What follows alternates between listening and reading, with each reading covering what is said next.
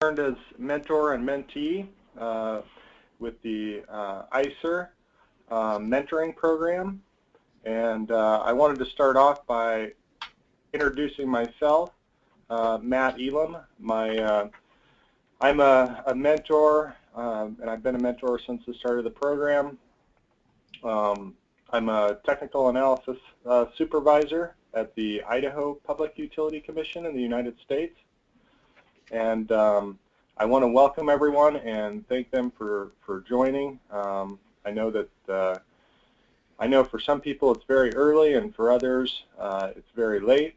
And we appreciate everybody who's been able to attend. So this meeting follows a successful webinar in January 2015, which kick-started this 12-month program. It's halfway through.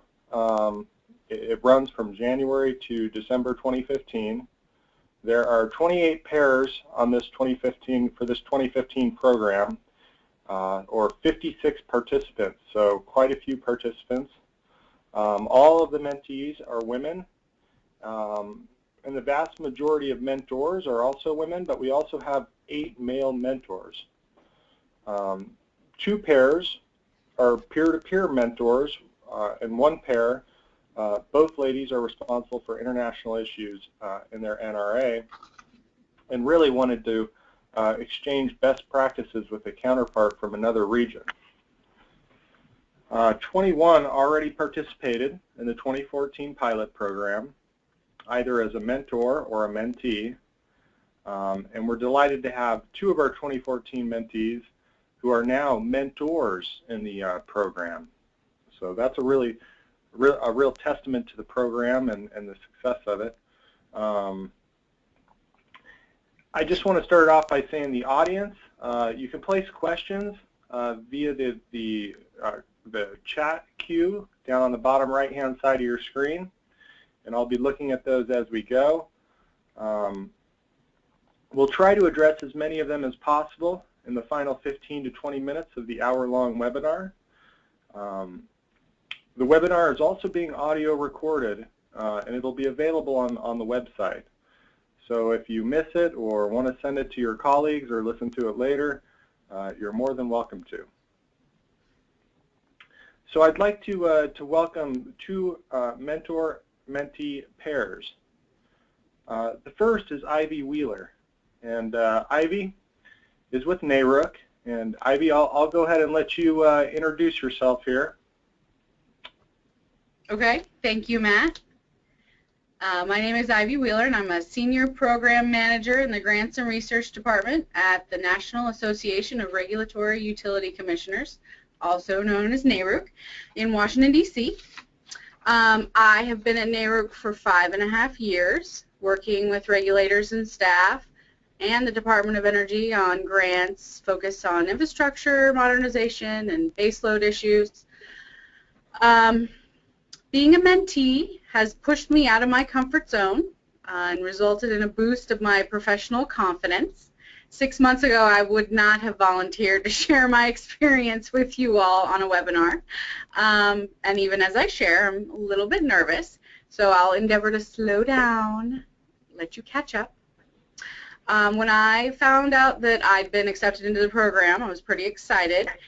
And then I learned that my mentor was Michelle Groves, who's the CEO of the Australian Energy Regulator.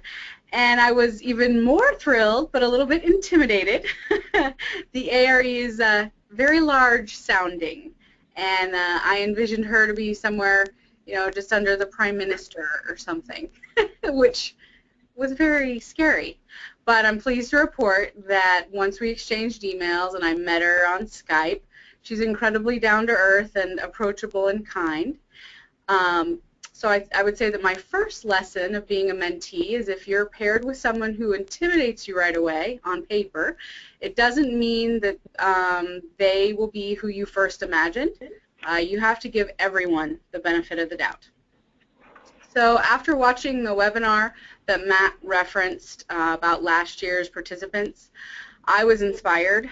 Commissioner Kenneth Hill, he's a colleague and a friend, did an amazing job of selling the program and really sharing his experience and explaining how he benefited from the program as a mentor. And so that, I don't know, it gave me a different perspective that I really appreciated. At our first meeting, Michelle and I easily agreed and committed that connecting was a priority, and we decided it was fine to reschedule if either of us needed to, but canceling the day before and just kind of skipping out was not acceptable. We agreed to remind each other to email each other the day before, as we're about 14 hours different. So I would usually meet in the evening, and she would be starting her day. We also agreed that either of us had constraints on the day of our meeting. We would communicate that in the beginning of our meeting, so then we weren't, sort of scrambling. We started our relationship like most people who've only read about one another do. We explained our work, and this actually took more than one meeting, as we're both pretty intrigued with each other's roles and how things are done. My takeaway from hearing about the Australian system is that they embrace a cooperative approach, and that the AER wears many hats, and that they also have satellite offices, and their staff is very spread out. So Michelle has a challenging job. Applying to be a mentee put me in a position to think more about my role here at NARUC, and after submitting my application, I teamed up with a fellow mentee and colleague to propose a new staff-led training and activity initiative here in the office. And when I submitted my idea to the senior staff, I was thrilled to discover that they were interested in something like that too. And so I think I had one event, and the leadership approached me and said, we love what you did, we want to expand things and give you more responsibility and more people, which was exciting, and I wasn't sure about how that was going to go, but it has been really a strong experience, and I think everyone's kind of learning and coming together with that. So I think it's just like this mentor program. You're a little bit afraid to start, but once you get going, more comes out of it than you could have imagined. And I've been bringing staff together here at NARUC, and the benefits end up being celebrated by all of us. The events are well attended, and they're both social and educational, so it's been a success. Michelle was very supportive of this effort, and they have a similar program in Australia. She called it Breaking Down the Silos, where staffers are able to share their roles. So as I was looking over my notes, I take notes in my mentoring journal every time we meet. I picked out a few awesome quotes that I've gotten from our conversations. One thing that I even told her I want to put up I want to get printed in large quote and put up on my my wall where I can see it every day is, ensure that urgent doesn't overwhelm the important. Most decisions are not forever. Right now is enough. Don't get trapped by the perceptions I think other people have of me. And it's about the journey, not the destination. And after one particularly tough day, Michelle was kind enough just to listen to my challenges and encourage me that sometimes it's just best to clean your desk. And that feels good, and that's all you can do some days. And I am happy to report that that's working wonderfully. Wow, that's great advice. Ivy, what a great discussion about the mentoring relationship and the way it's gone so far. I know you feel lucky to have Michelle as a mentor. I think that makes everybody feel like they wish they were mentees, I'm sure, given Michelle's background and stuff like that. Have you ever felt like maybe you've been limited in your professional growth? I know we've all kind of felt like that at one point or another. And were you able to ask Michelle for some advice there? Yes.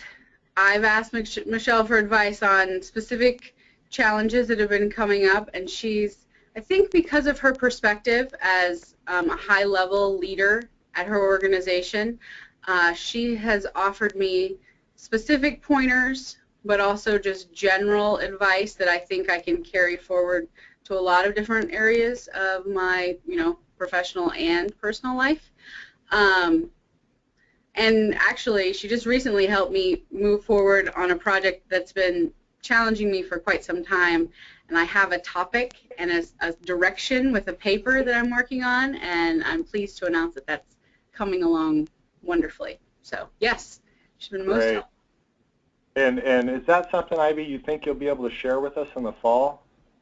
Hopefully, yes. Meeting? That would be great. So, Michelle, we would love to hear from you. How does this? How has the mentoring relationship worked for you? Can you talk about kind of your experience? I know you have a lot of experience with this kind of thing, and you heard what Ivy said. If you just want to kind of elaborate on that from your perspective.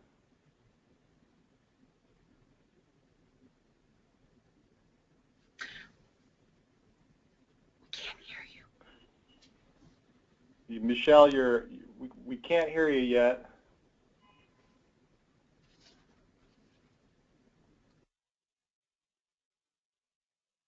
Okay, hopefully you can hear me now. There we go. Can you hear me now? Yes. Sorry, Matt. Thank you very much, and thank you, Ivy, for your comments. I've enjoyed my time working as a mentor and working with Ivy enormously over the past few months. I have done quite a lot of mentoring in the past over quite a few years, but I must admit the mentoring in a virtual environment for me was a really new experience when we started with it with Women in Energy last year. So it was, I must admit I did find the concept of it perhaps a little daunting, and I was a bit worried about how I could make it work with the, where perhaps I might never meet my mentee face to face, which is quite different from the experience that I'd normally had as a mentor. So I was worried about how I was going to do that and build that relationship and make that connection.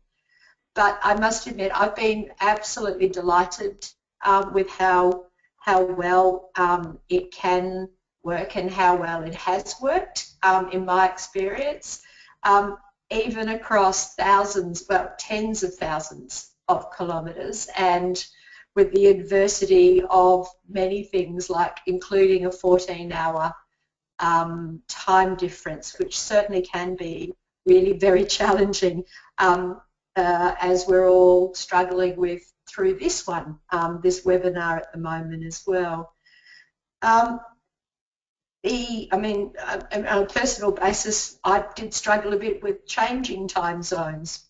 Ivy and I, for example, sat into a bit of a routine, and then probably my country came off summertime and she went on to summertime. So within the space of about 3 or 4 weeks, our times changed by another 2 hours.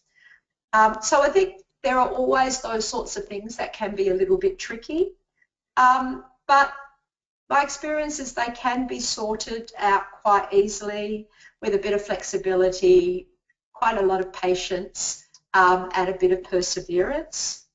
I've found the technology has been absolutely terrific and a real enabler, and I would encourage people to utilise the broadest technology they have access to. So Ivy and I have principally conducted our relationship through Skype, which has worked really well for us probably 95% of the time. Technology, while being absolutely terrific, as we know, is also enormously frustrating when it doesn't work as you expect it. And we have had to spend, those at times 5 to 10 precious minutes at the beginning of our sessions while the Skype system kicks in a bit better than it has been. So, but we've persevered through those, and you just, you need to keep a good sense of humour and then make the most of the time that you've got. But I think Skype has been a terrific thing for me, because being able to see Ivy when I talk to her, and I think has just made it easier to have those conversations. I really do think I've almost to some degree forget that we've never, you know, sat down and had coffee together in the same room. We sort of have coffee together while sitting in two separate rooms, but at the same time, and you know, and that can be pretty good. So that has been a terrific thing. Email, I think, has also been a useful tool, and that enables us just to touch base, to share some materials, and it doesn't have to be long. Email sometimes it's just really nice to hear from. Like for me, I really like it when Ivy drops me an email to say how something that she was trying has just worked out, and it might just be a couple of lines, but it really builds the connection, I think, and I've found it's those sorts of things, you know, it could be a text, it could be an email, just to touch base every now and then, I think is really important. So as I said, never meeting someone face to face means that you do have to be really careful to spend time to build a relationship. So you need to be able to build trust and get a good understanding how each of you communicate. And as Ivy mentioned, we did spend quite a bit of time at the beginning of our mentoring journey talking about each other, our work, trying to share a little bit about our lives and to get a good understanding of each other, because I think that is a really important thing. You do need to nurture the relationships and look for every way that you can, and I've found that really easy with Ivy. She's been very generous and honest with her communications, which is a really fast way, I think, to build a good relationship and to build trust. We're both pretty clear about our expectations, and it was said we've made a commitment that even when we can't go ahead and meet as the way we perhaps had originally scheduled, we've just, you know, decided that we will quickly reschedule, we'll make it a priority, and I think we've followed through on those, and that has worked well for us and has enabled us to, I think, build a good relationship despite the fact we have tens of thousands of kilometres between us. For me, I mean, finding out about Ivy, her work, her organisation has been absolutely terrific. We are a long way away here in Australia, and while you know, we're a pretty big country by landmass, there aren't a lot of us, and we having these sorts of opportunities to hear about Ivy's experiences and how she works and the sorts of projects coming across her desk, I just find really useful for me personally and professionally as well, and makes me feel much more connected with the broader regulatory world, which I really value. So she's been enormously generous in explaining how, for example, NAIRC works and other associations, etc., and has been very patient with me when I don't necessarily understand some of the aspects of your regulatory systems over there. So I've found that absolutely terrific, and it's been a real gift to me.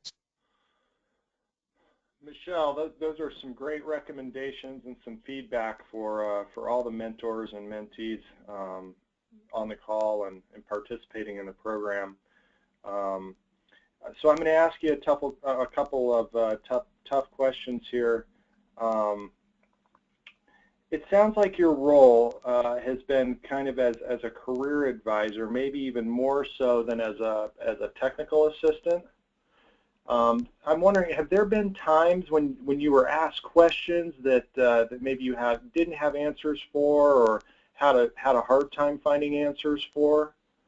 And then I guess as a follow-up, you know, when those situations arise, do you grow professionally? Do you feel like you get as much out of the relationship as the mentee?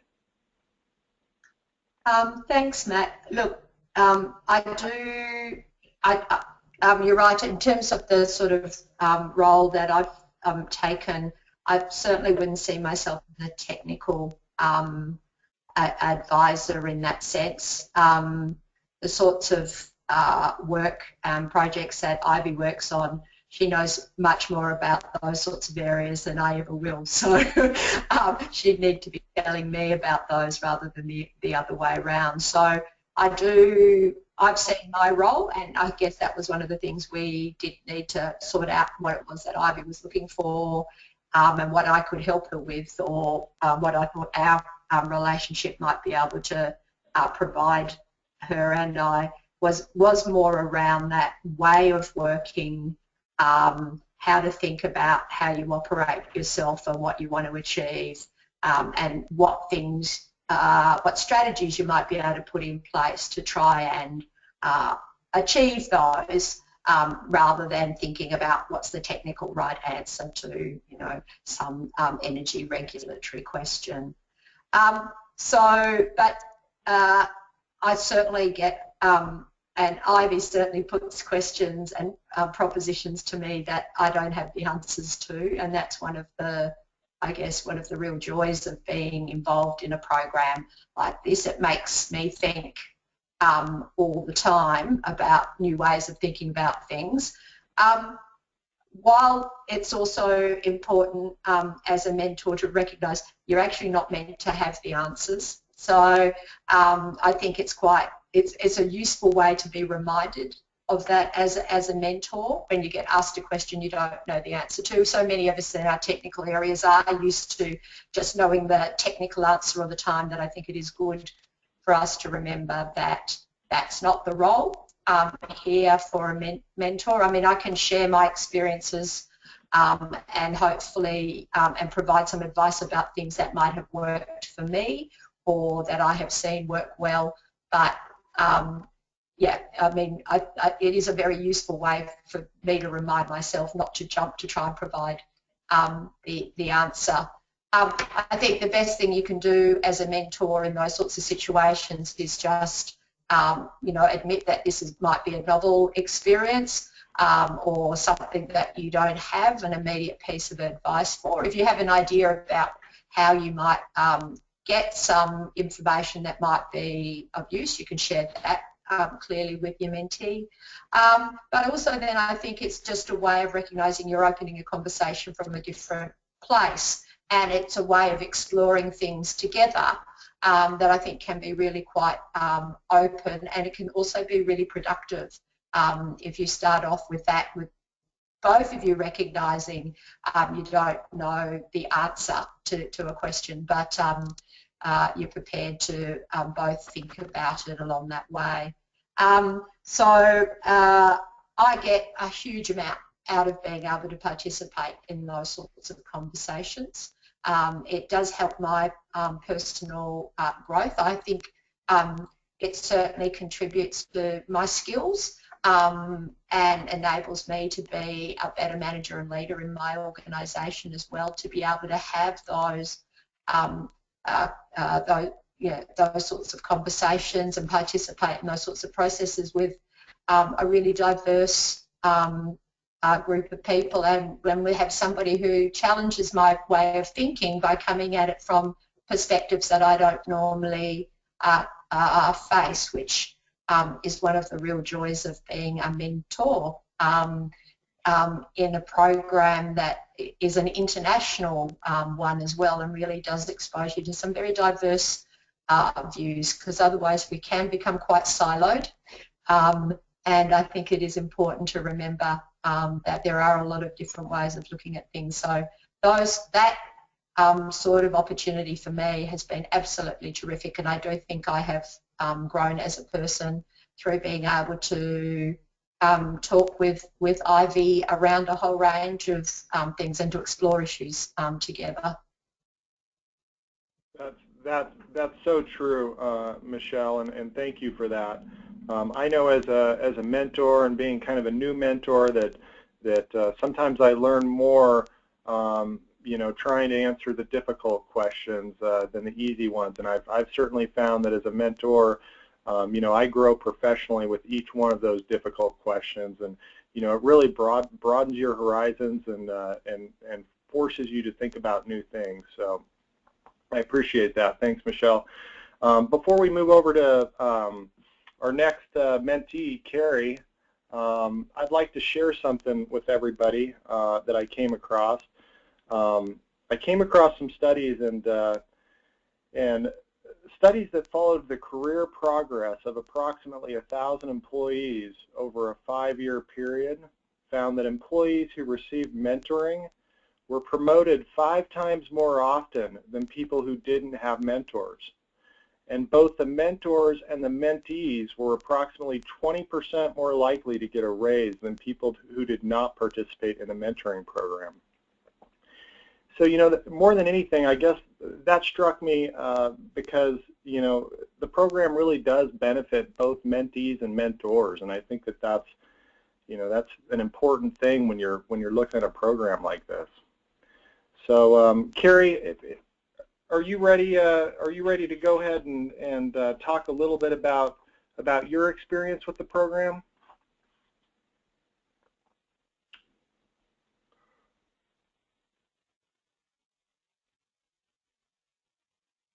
Carrie, are you there?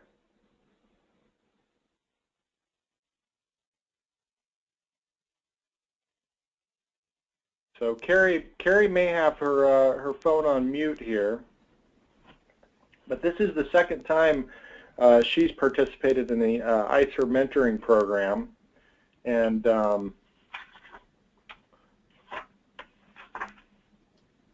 Carrie, she's from the Iowa Utilities Board, and her mentor is from New Jersey, Commissioner Upendra Chivakula, and it sounds like they've also had a great relationship working with one another as mentee and mentor, and hopefully we get to hear from them. Carrie, any luck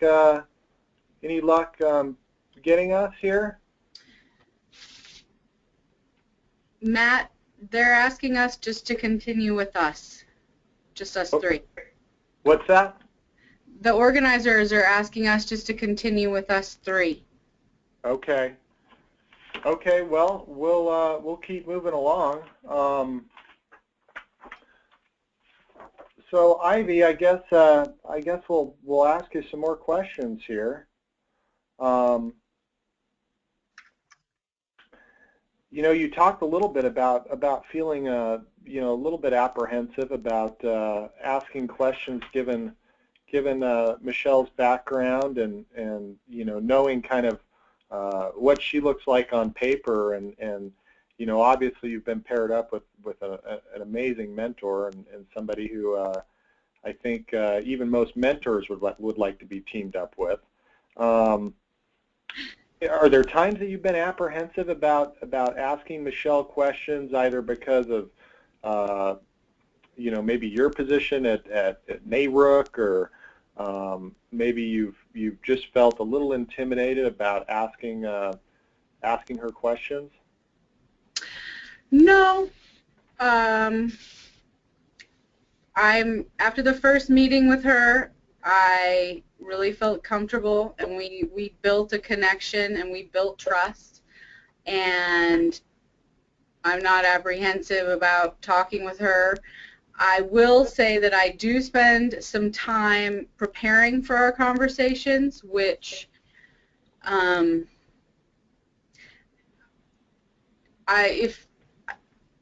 don't want to say that if she was at a lower level I wouldn't do that, but I think that I apply some pressure to myself because, I think of her as sort of, she's sort of on the level of, the boss of all of NARUC and FERC, and,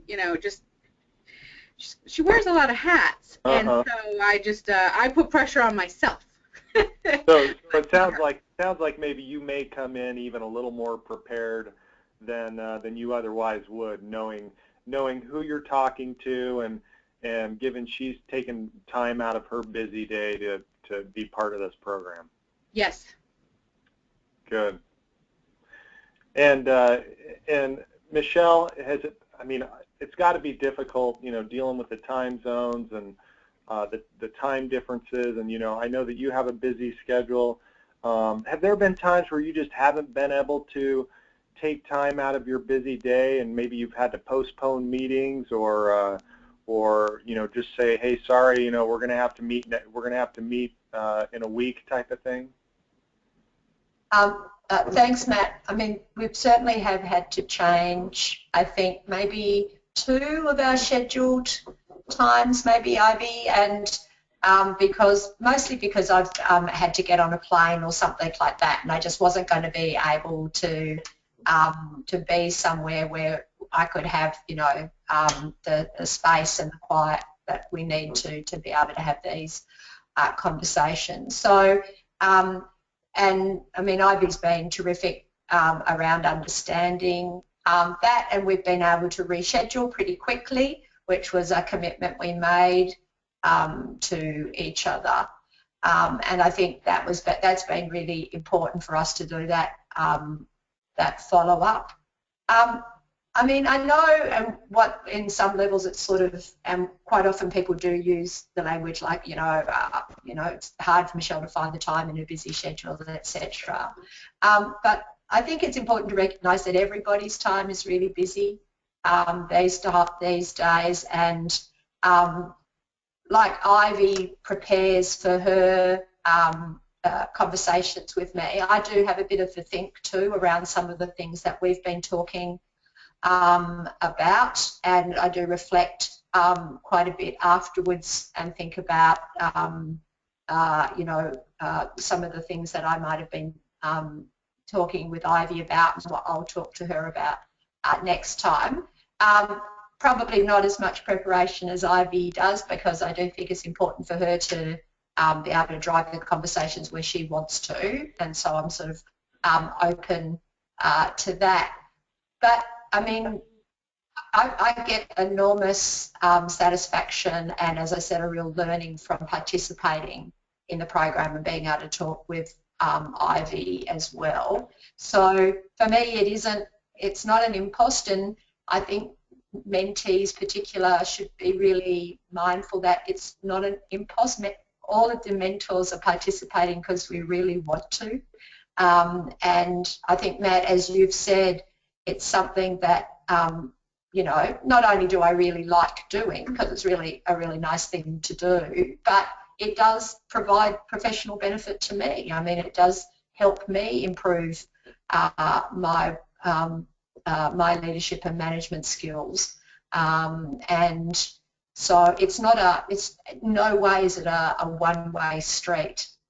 So I think it's important for both mentors and mentees to recognise that both sides are making a big commitment, that everyone's time is valuable, and just to try and really invest in the time that you've had. And to remember too that for some mentors, it can also be a little bit of a challenge to talk to somebody who's they don't know, who's coming from a very different perspective, who might have a whole bunch of expectations that the mentor is going to solve all their career problems, etc.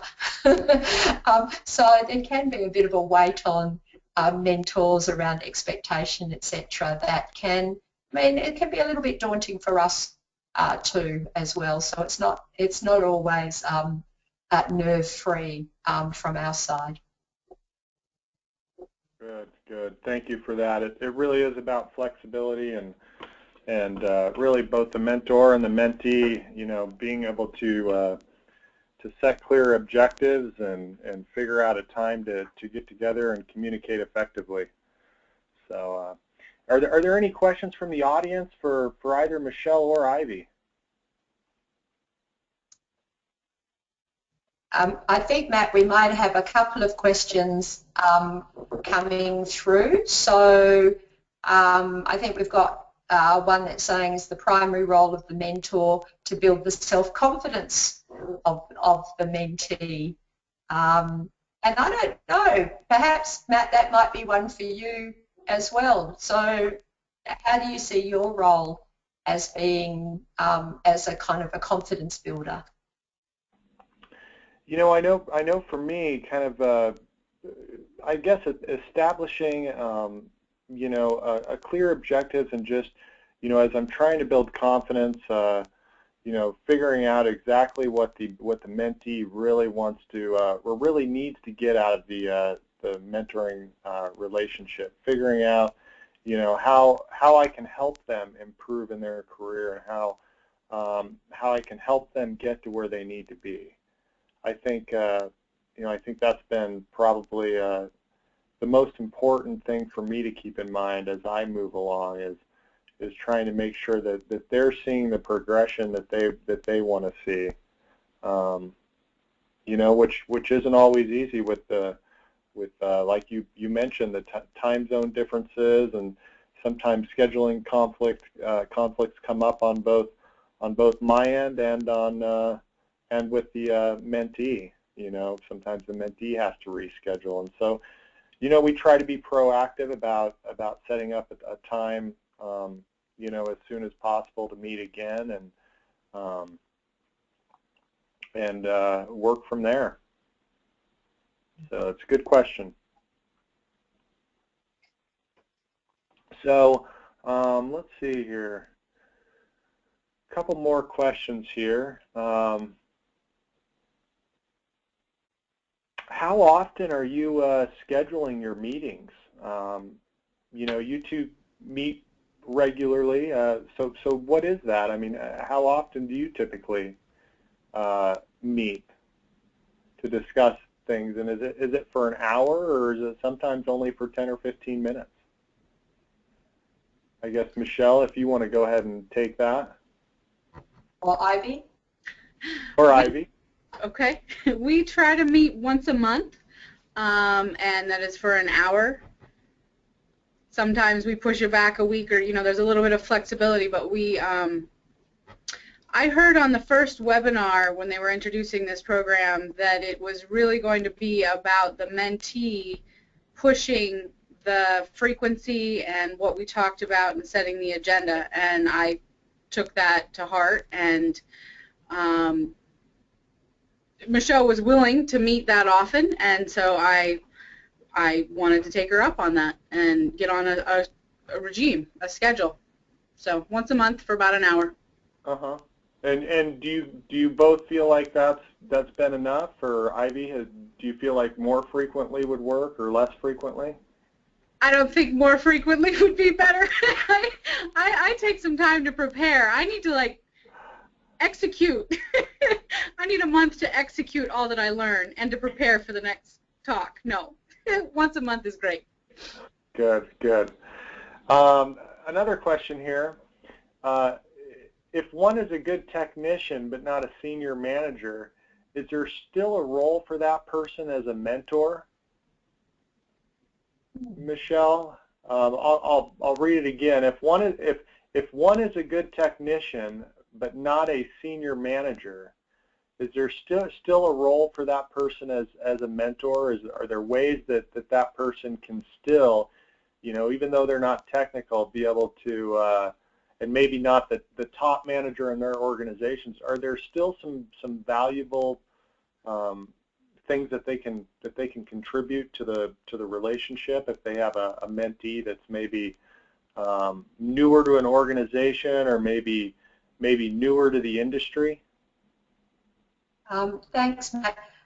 Look, I think a lot of people can bring enormous value to those sorts of relationships. So if you've got somebody who's, you know, a technical expert in their field, well, clearly they could also be, you know, a very strong mentor technically. Perhaps not just in the subject matter, but also in how you bring value to an organisation as a technical expert, how as a technical expert you can work with perhaps what might be generalist policy people within your organisation? How do you work collaboratively with others, which is so important to try and achieve the overall outcomes that your organisation wants? So how people with different roles can bring real value, I think, to an organisation. So there is so much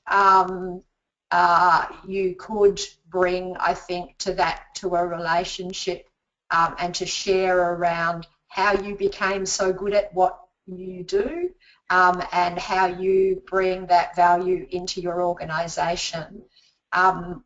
Because for you to achieve that level of, I guess, technical excellence and recognition, it's also because you can work productively and effectively. And I think those are some real skills that you can certainly share with somebody who may be new to the sector or somebody who's new to the organisation, as well as to other senior people who may not have the familiarity, for example, of the technical stream and how it works. Once again, I think sharing diversity, including ways of thinking, is really valuable.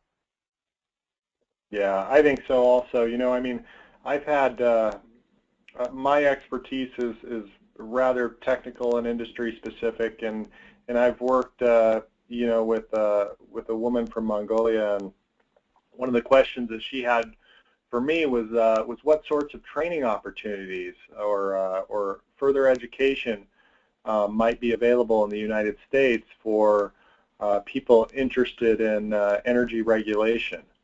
And I, one of the things that I did was I provided her with some universities, and organizations that may be able to provide free training, but really kind of pointed her towards some master's programs that specialize in what she's interested in. And so I don't know, Ivy, have you had a similar experience? Been looking at maybe educational opportunities or additional training, or maybe Michelle's been able to provide some input on some of that. Maybe books that she's read that she's thought had value or anything along those lines. She's encouraged me to reach out to organizations separate from NARUC. We haven't talked about books, but you're giving me good thoughts on future questions to ask her. So I think she's planted the seed, but it hasn't come to fruition quite yet. Good. Yeah, thanks. I just now have to go away and derive a reading list. Thanks for that. Oh boy. Well, good. I know there's a lot of good ones out there. So Michelle, you may have to share those with me as well. So it sounds like you two have had a great relationship, and both of you have gotten a lot out of it. And I guess as other mentees and mentors kind of get their relationship rolling, you clearly need to define objectives, and when you're doing that, that can be a challenge. Did you guys do that right off the bat then? Just figure, maybe Ivy, you had a clear set of objectives that you really wanted to further yourself in or wanted to understand, and did you send those off to Michelle by email, or how did you share your objectives? Well, that's actually one of the things I wanted to share about, is that I didn't go in prior to starting with a really clear set of goals for the relationship, and I was worried about what I should do and say. But what I've come to realize is that our conversations, now that I know Michelle, our conversations really flow easily, and no one's life is without challenges. And so if you're open about sharing those and looking for possible ways of solving some of those challenges, your mentor has likely experienced them as well and can offer some advice on how they improved or how they got through things. But I was pretty general. I just wanted to acquire a broad range of skills to enhance my effectiveness and performance. And I don't have any technical or regulatory goals that I've set with Michelle. But I think really what's happened is she's enabled me to kind of broaden my horizons and also take on kind of a mentoring relationship with some junior staff here at NARUC. And she's encouraged me to continue with this ongoing education of the staff. And so like she was saying with the technical person, if there was a really highly technical person on staff, could they benefit from being a mentor or mentee? And I think that I don't think that everyone thinks in terms of, you know, the official mentor-mentee relationship. So if you can foster that unofficially, then you can add a lot of value and folks get benefit without the formal relationship. So.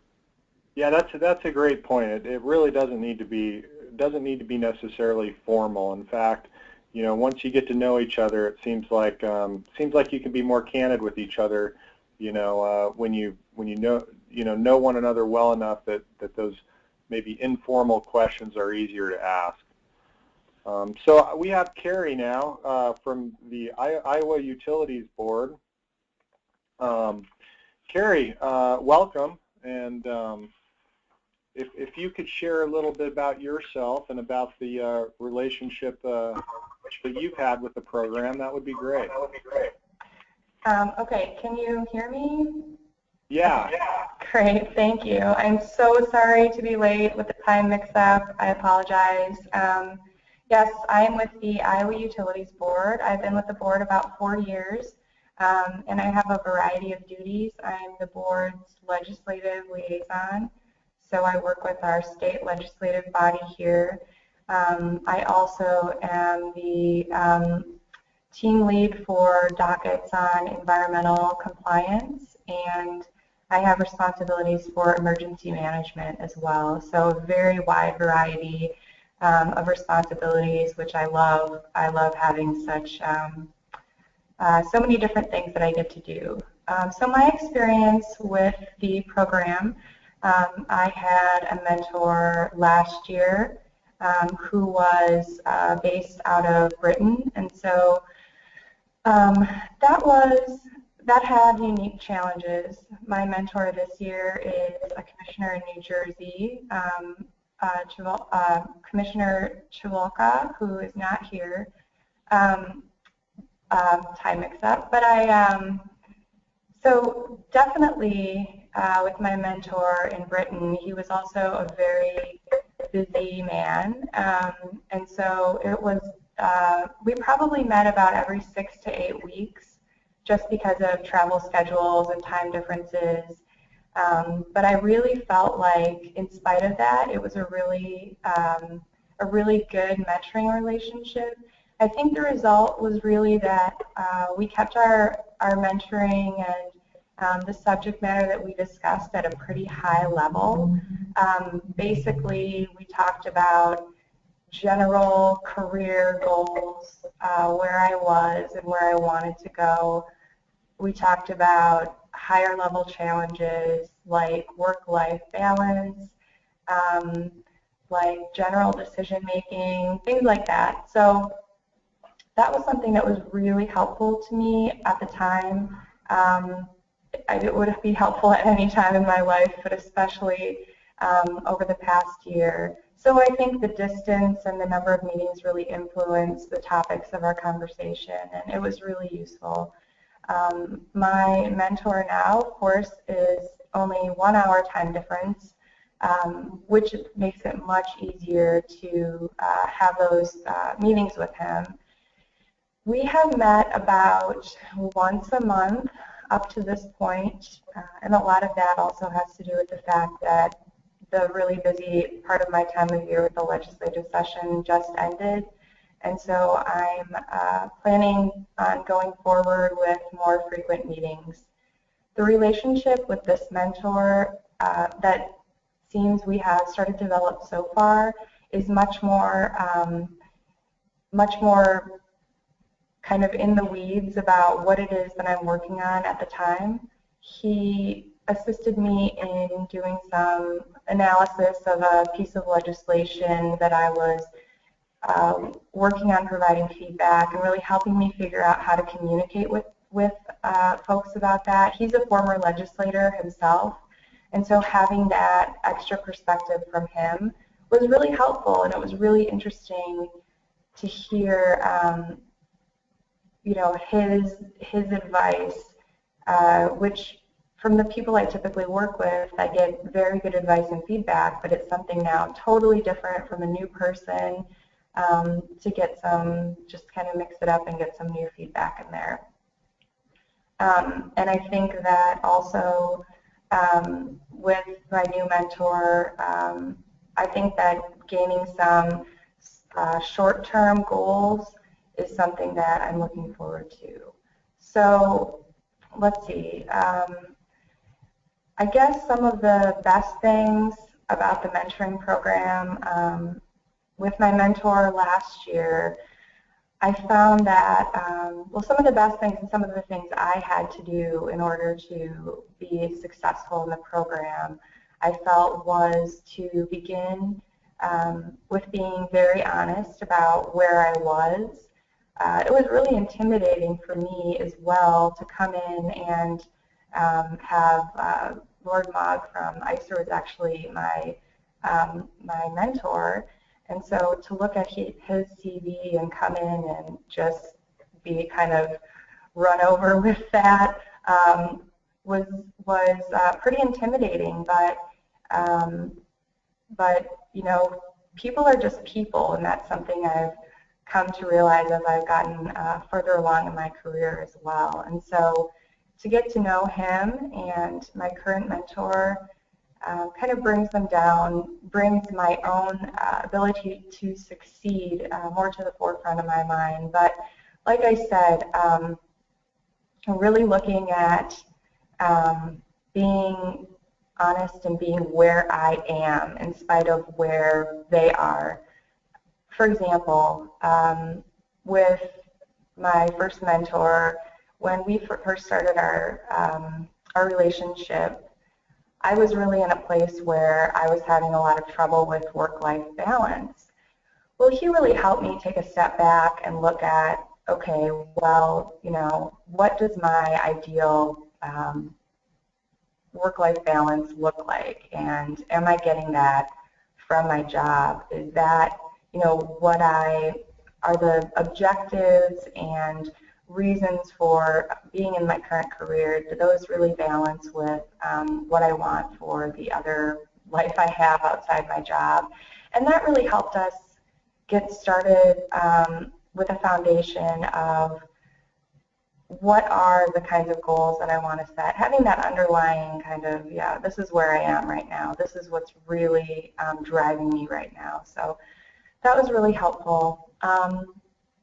And I think that the other example I can give of when the mentoring relationship really helped me a lot, I was thinking about applying for a different position, and my mentor really helped me, really gave me some tools for how to go about doing that. He kind of did a quick, okay, if you had to do it right this second, what would you do?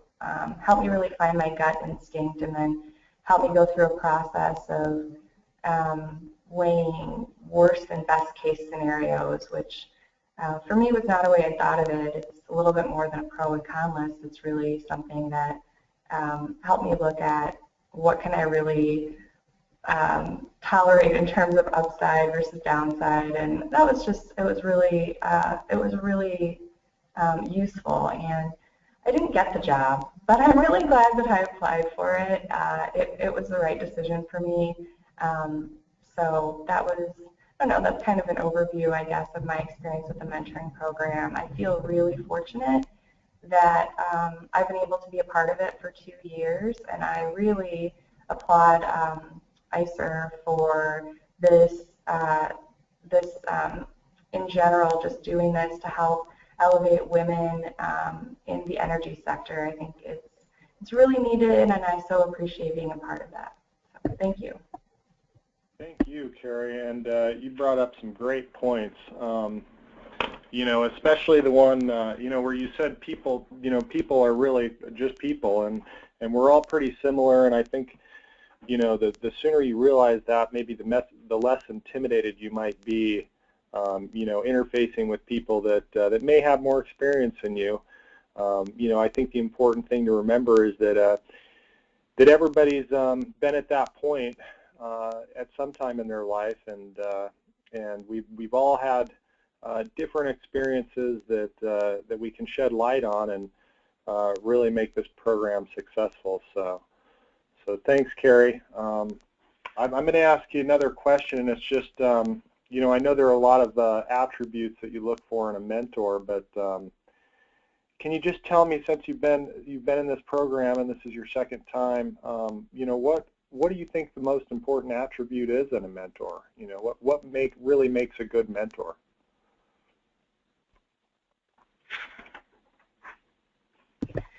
Well, I think a good mentor really needs to be, I don't want to say in it for the right reasons, but I know for me, when I've had the opportunity to mentor people, having that sort of excitement about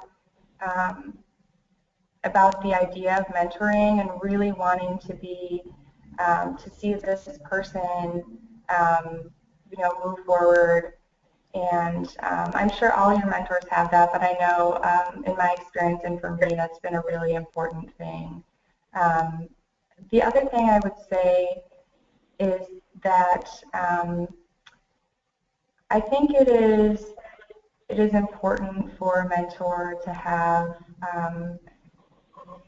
to be able to have that kind of emotional intelligence where you can kind of read maybe where your mentee is to a certain extent, and kind of maybe try to see a little bit of different paths and different possibilities, to kind of think broadly and maybe have other resources that you can kind of be open to reaching out to. Okay, well, what about this, and what about this, and having that kind of open, those kind of open connections in your mind, I guess, and to have that broad perspective and being willing to use that in your mentoring relationship. I think that's great. I mean, a broad perspective, very important. And you mentioned emotional intelligence, EI, something that if you haven't checked out, you ought to read some articles on it. I know for me, I had a mentor at one time who sent me an article about emotional intelligence, and it's really been a game changer in my career. It's an interesting topic if you don't know much about it, but a very important one also. So, well, thank you for that, Carrie, and we'll move along. We're closing in on the end of the session here. We have this mentoring journal, and it really helps make the most out of all your meetings. So make sure you're filling that out and setting your objectives clearly, and your meet times and stuff like that. Also, give us feedback. Let us know here at midterm how everything's working out, so that the mentors can improve if need be, or maybe you need to figure out a new schedule for your meetings. We want all mentees to aspire to become mentors at some point, because the more you learn, the more you might be able to offer someone else who may be in some kind of position that they need more experience or expertise, or any kind of benefits that these relationships might have. ICER provides a network of mentors, and so if you're faced with something, feel free to reach out, a tricky issue or something that you just need some additional perspective on. And with that, we'll close the session. And I want to say one more time, thank you so much, Michelle, for taking time out of your day to meet. And Ivy, thank you so much for your great perspectives. And Carrie, appreciate you joining and weighing in on this. And you know, I guess maybe we'll meet in another 6 months. So thank you, everyone.